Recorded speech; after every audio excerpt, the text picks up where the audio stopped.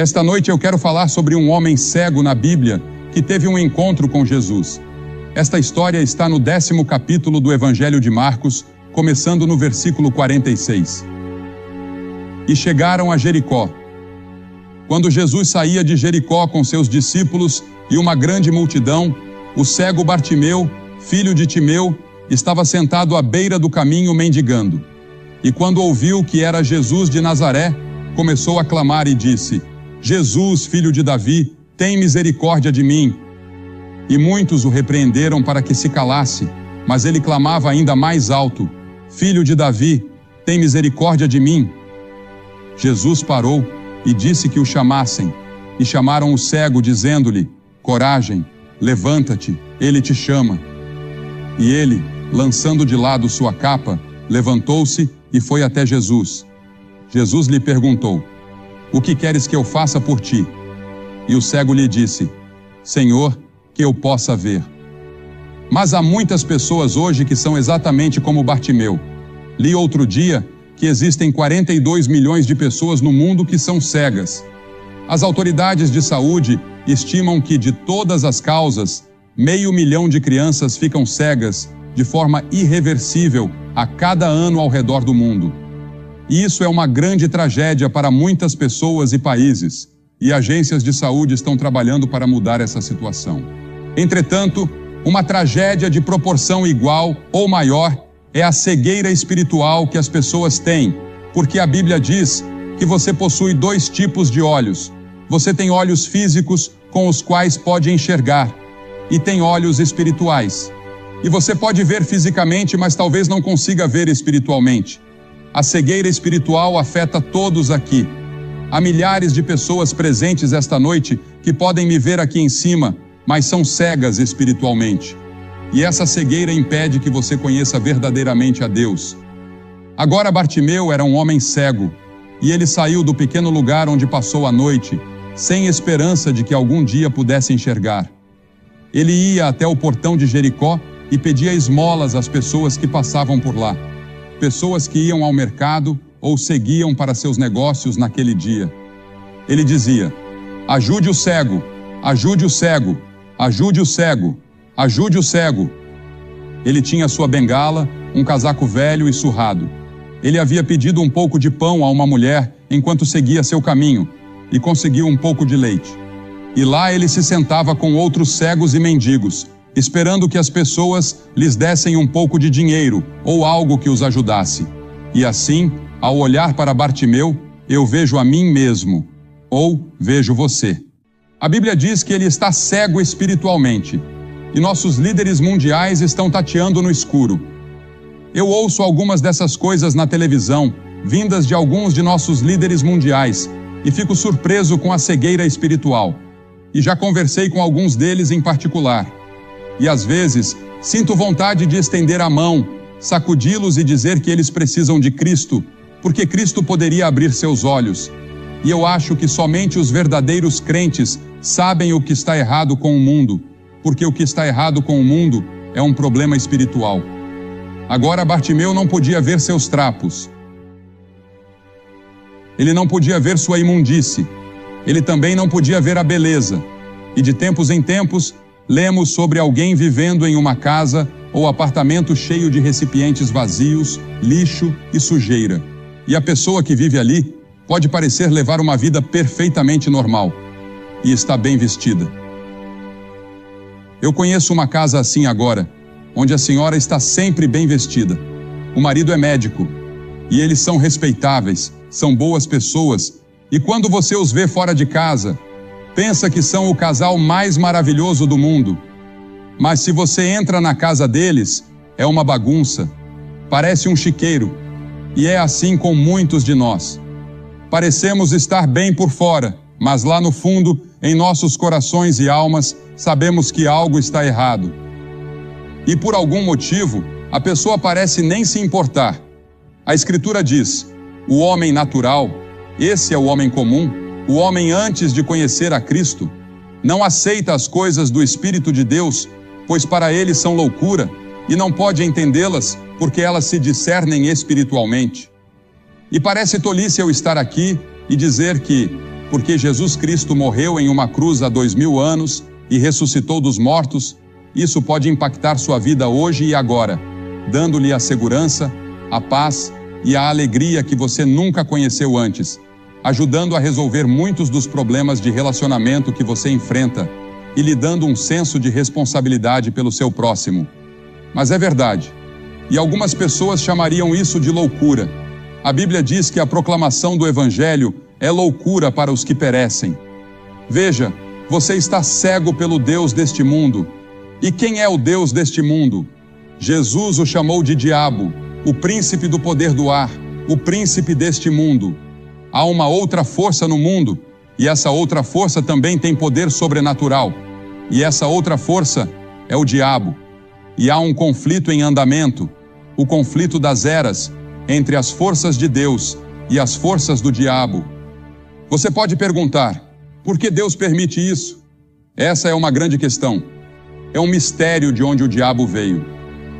Agora, a Bíblia nos diz no capítulo 28 de Ezequiel e também no capítulo 14 de Isaías, onde temos uma pequena visão disso e encontramos outras imagens e vislumbres ao longo das Escrituras. Mas há um diabo. Agora, ele não governa no inferno. Ele nunca esteve no inferno. Ele está vivo. Ele se estabeleceu neste planeta. Agora, você pode chamar o mal do que quiser, mas todos sabemos que há mal no mundo, e todos sabemos que algo está errado, mas não sabemos exatamente o que. A Bíblia nos diz que por trás de tudo isso está o diabo. Você pode perguntar, mas por que Deus não mata o diabo e resolve tudo de uma vez? Bem, um dia Deus vai fazer exatamente isso. Ele não vai matá-lo, mas vai lançá-lo no lago de fogo. Mas esse dia ainda não chegou. Porém, o diabo já sofreu uma grande derrota. Houve uma grande vitória de Deus na cruz. A cruz parecia uma derrota para Deus, mas foi na verdade uma derrota para o diabo. E você e eu podemos participar da vitória que Cristo conquistou na cruz quando o conhecemos. Mas até lá, o Deus deste mundo cegou nossos olhos, então nossos olhos estão cegados sobrenaturalmente. E é por isso que apenas o Espírito Santo pode remover essas vendas que estão sobre seus olhos neste momento. Este homem não era apenas cego, ele também era pobre. E lemos sobre a pobreza no mundo hoje, e isso parte nossos corações. Muitos de nós estamos sofrendo esta noite de pobreza espiritual. Além de ser cego e pobre, ele também era indefeso. Bartimeu esperava morrer em sua cegueira. Ninguém poderia curar esse tipo de cegueira. Mas havia uma esperança para Bartimeu. Bartimeu tinha ouvido muitos rumores sobre esse estranho da Galileia, que andava pelo país, curando pessoas, ajudando pessoas e pregando para as pessoas. E ele ouviu a aproximação de uma grande multidão de pessoas. Seus ouvidos eram muito atentos, e ele conseguia ouvi-los. Ele ouvia as crianças, ouvia as pessoas conversando entre si, e ele perguntou, o que está acontecendo? O que está acontecendo? Ninguém lhe dizia. A multidão se aproximava cada vez mais, e ele agarrou a saia de um homem que passava por perto e disse, diga-me, quem está passando pela cidade? E esse estranho, cujo nome ninguém sabe, virou-se e disse, Jesus de Nazaré está passando. E Bartimeu pensou consigo mesmo, Jesus de Nazaré, eu já ouvi falar dele. Ouvi dizer que ele pode curar pessoas, que ele pode ajudar pessoas. Talvez ele possa me ajudar. Sabe, há apenas algumas vezes em nossas vidas em que Jesus de Nazaré passa por nós e temos uma oportunidade como temos esta noite de recebê-lo. Veja, as pessoas têm orado no Espírito Santo, que tem trabalhado, e muitas pessoas já receberam Cristo. E que hora e que momento para você vir. Esse estranho lhe deu a mensagem. Jesus de Nazaré está passando. Eu me lembro da história do cirurgião-geral de Portugal, um ex-cirurgião geral, que estava caminhando pela rua um dia, quando um pedaço de papel grudou em seu pé. Ele foi para casa, tirou o papel do sapato e olhou para ele. Era um folheto evangelístico. Ele decidiu lê-lo e o leu. E para resumir a história, ele se converteu a Cristo e se tornou um grande líder cristão e um grande professor da Bíblia. Apenas um pequeno testemunho simples como esse. Deus pode usar todas essas coisas, e é por isso que devemos sempre ser fiéis em nosso testemunho, porque você nunca sabe quando aquela garçonete no restaurante ou aquela pessoa que você encontra no trabalho estarão observando sua vida, é claro, para ver se você vive de acordo com o que prega. Jesus tem passado por Hamilton. Jesus tem passado pela Ferradura Dourada. Ele pode estar passando pela sua casa. Ele pode estar passando pelo quarto que você ocupa em um hotel. Ele está passando por aqui no sul da cidade de Ontário. E em seu desespero, Bartimeu clamou com toda a sua força: Jesus, filho de Davi, tem misericórdia de mim, tem misericórdia de mim. E os outros mendigos disseram: cala a boca, os magistrados vão ouvir isso e vão nos prender. Mas ele continuou clamando. Essa era a sua única chance. Jesus estava ali e ele ia aproveitar. E os outros diziam: fique quieto, Bartimeu. Quem quer ouvir alguma coisa de um velho mendigo como você? Mas quanto mais o repreendiam, mais ele clamava. E quero que você note algumas coisas sobre isso. Primeiro, ele clamou pela coisa certa. Ele clamou por misericórdia. Ele precisava de outras coisas, mas o que ele mais precisava era de Cristo. Ele precisava de Deus. Tem misericórdia de mim, tu, filho de Davi, tem misericórdia de mim. Isso é o que todos nós precisamos esta noite, a misericórdia de Deus. Misericórdia.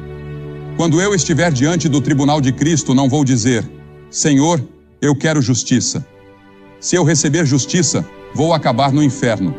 Eu quero misericórdia. E Deus ofereceu sua misericórdia na cruz. E ele diz: eu vou te perdoar e te limpar de todo o pecado que você já cometeu. Você nunca terá que enfrentar o julgamento. Você nunca estará em perigo do inferno se entregar sua vida a Jesus Cristo. Então, primeiro de tudo, você tem que dizer: eu sou um pecador. Você tem que dizer isso a si mesmo e talvez a outras pessoas, assim como um alcoólatra.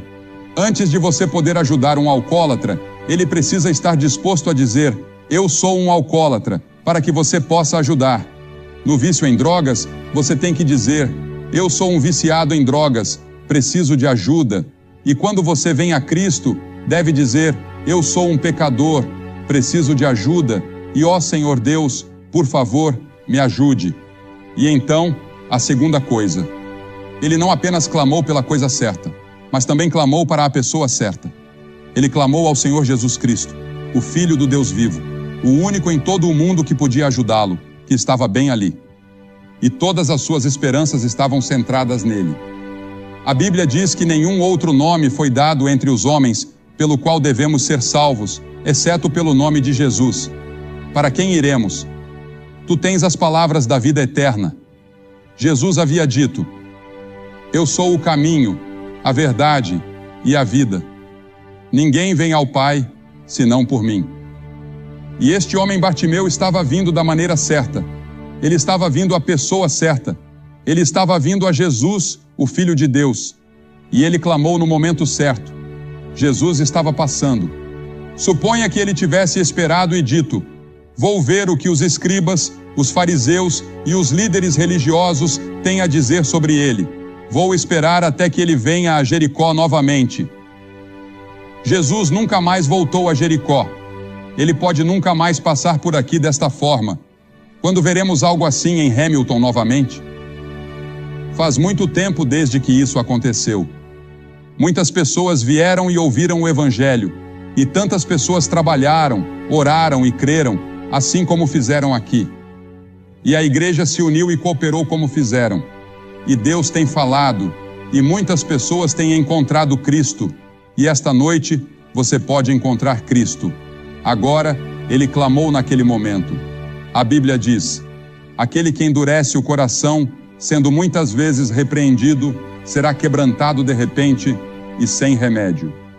Em outras palavras, quando você ouve o Evangelho e não faz nada a respeito, isso endurece um pouco mais o seu coração. O Espírito Santo de Deus continuará a falar com você, mas você não consegue ouvi-lo porque fica surdo. A Bíblia diz: Efraim está ligado aos seus ídolos, deixa-o. Chega um ponto, não sei onde ou quando, mas existe um ponto além do qual você pode chegar, onde seu coração está tão endurecido que mesmo que Deus continue falando, você não pode mais ouvir. Então venha agora, enquanto você tem uma oportunidade. O grande governador Félix tremeu quando Paulo estava falando com ele sobre o Evangelho e ele disse: Vai-te, Paulo, quando eu tiver uma ocasião mais conveniente, chamar-te-ei. Mas ele nunca teve uma ocasião mais conveniente. Aquele foi o seu momento, aquela foi a sua hora diante de Deus, e ele não aproveitou. A Bíblia diz: agora é o tempo aceitável, agora é o dia da salvação, não amanhã. Pode ser que nunca haja um amanhã para você. Este pode ser o seu momento. Aquele que endurece o pescoço, sendo muitas vezes repreendido, será quebrantado de repente. Observe como Jesus atendeu à sua necessidade. Havia uma grande multidão de pessoas, e hoje em dia pensamos em termos de grandes multidões. Há uma grande multidão aqui esta noite. Disseram-me que são 18.000 pessoas. E pensamos em termos de multidões, pensamos em encher nossas igrejas, em encher um auditório ou ter uma grande multidão em um jogo. Pensamos em termos de multidões, mas é interessante que Jesus não só pregou para as multidões, mas os maiores sermões que acho que ele já pregou foram para indivíduos. Ele parou e ficou parado quando este homem cego o chamou. Uma grande multidão de líderes estava ao seu redor. Ele poderia ter dito: não tenho tempo, estou a caminho de Jerusalém para morrer pelos pecados do mundo. Mas ele parou em seu caminho para a cruz para ouvir o clamor deste mendigo. Ele parou de morrer na cruz para ouvir aquele ladrão dizer: lembra-te de mim quando entrares no teu reino. Ele parou quando uma mulher tocou em sua veste. E Jesus vai parar por você esta noite. Porque veja, ele vê você esta noite como se você fosse a única pessoa em todo o mundo. Ele não vê você como parte desta grande multidão. Ele vê você como você é. Ele conhece todos os seus pensamentos, todas as suas intenções e todas as lutas que estão acontecendo dentro de você. E a Bíblia diz que ele ama você e morreu por você. E se você fosse a única pessoa em todo o mundo, ele teria morrido por você. E Jesus não apenas parou, mas disse: chame-o. As Escrituras dizem em Lucas 19:10 que ele veio buscar e salvar o que se havia perdido. Você está perdido psicologicamente, espiritualmente está perdido. Você precisa de alguém que o encontre e coloque os braços ao seu redor. É isso que ele fará por você esta noite. E houve uma surpresa no rosto das pessoas da multidão ao verem aquele pobre velho cego, imundo e sujo sendo chamado. Pela primeira vez, eu suponho, alguém o chamou. Alguém jogou sua capa sobre ele. Alguém lhe deu sua bengala. Ele jogou os dois fora e correu até Jesus, prostrando-se diante dele. E então Jesus lhe fez uma pergunta estranha. Ele estava cego há todos aqueles anos, e Jesus perguntou: o que queres que eu te faça? Você consegue imaginar isso? O que queres que eu te faça? E ele respondeu: Senhor. E essa palavra Senhor significa que naquele momento ele havia recebido Cristo em seu coração. Meu próprio Senhor, que eu possa receber à minha vista. E eu acredito que ele estava falando não apenas sobre seus olhos físicos, mas também sobre seus olhos espirituais. Os cientistas acreditam que 33 milhões dos 42 milhões de pessoas cegas no mundo poderiam ser curadas ou sua cegueira poderia ter sido evitada. A cegueira espiritual, no entanto, não pode ser evitada. Ela é causada pelo pecado e todos nós a temos, mas ela pode ser curada pelo Senhor Jesus Cristo. Ele abrirá seus olhos e Ele pode abrir seus olhos esta noite. Qual é a sua necessidade? O que você quer que Cristo faça por você esta noite? O que você quer que eu faça? Ele perguntou. Alguns de vocês podem dizer: eu quero que Ele perdoe meus pecados. Quero que Ele me dê a certeza de que, se eu morresse neste momento, eu iria para o céu. Eu quero paz. Gostaria de rededicar minha vida. Fui batizado ou confirmado, mas de alguma forma, Não tenho esse relacionamento pessoal com Cristo. Não tenho essa caminhada com Ele que eu deveria ter e gostaria de ter isso. Talvez você queira reafirmar seus votos de confirmação, seja o que for. E Jesus disse a ele: vai, a tua fé te salvou. Não foi o dinheiro, não foram as boas obras, mas a tua fé te salvou. Estou pedindo para que você dê esse passo hoje à noite. E se você tiver alguma dúvida em seu coração, faça o seu compromisso esta noite. Você sabia que, a cada noite que estivemos aqui, mais de 700 pessoas vieram a Cristo e fizeram um compromisso? Em ambas as noites. E o que vou pedir que você faça é o que já fizemos em toda a América Latina, em toda a Europa, em todo o Oriente, em toda a América e em todo o Canadá. Pedimos às pessoas que se levantassem de seus assentos e viessem à frente do palco, dizendo simbolicamente: eu preciso de Cristo. Eu quero a sua misericórdia. Eu quero o seu amor e a sua graça. Eu quero conhecê-lo pessoalmente. Por que peço que você venha à frente e faça essa declaração pública? Porque Jesus foi pendurado na cruz publicamente por você. Ele não fez isso em particular. Ele fez isso publicamente. E as pessoas estavam contra ele, zombando dele. Ele estava nu e sangrando e fez isso publicamente. E ele disse que, se não estivermos dispostos a confessá-lo publicamente diante dos homens, ele não nos confessará diante de seu Pai, que está no céu. É um compromisso público. E estou pedindo que você faça esse compromisso esta noite.